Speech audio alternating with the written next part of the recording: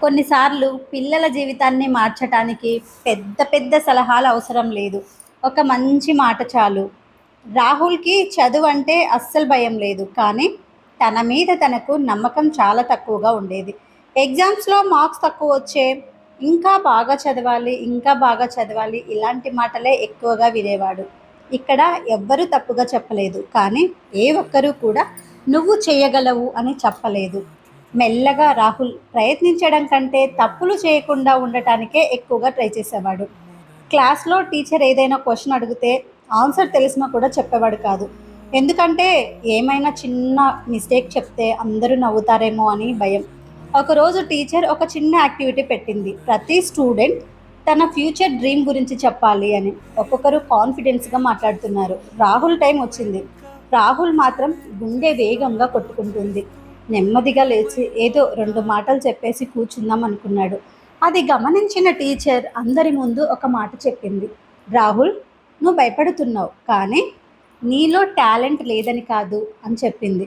అతను ఆశ్చర్యంగా టీచర్ వైపు చూశాడు. టీచర్ చిరునవ్వుతో మళ్ళీ చెప్పింది. నువ్వు లైఫ్‌లో ఏదైనా సాధించగలవు.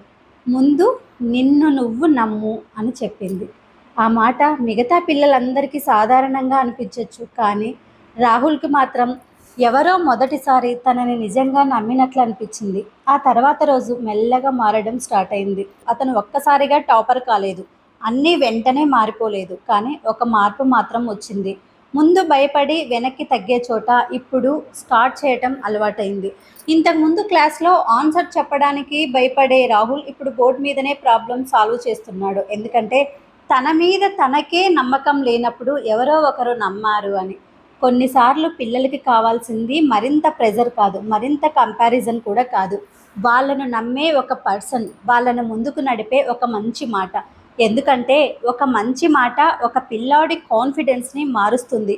ఒక పిల్లాడి భవిష్యత్తుని కూడా మారుస్తుంది.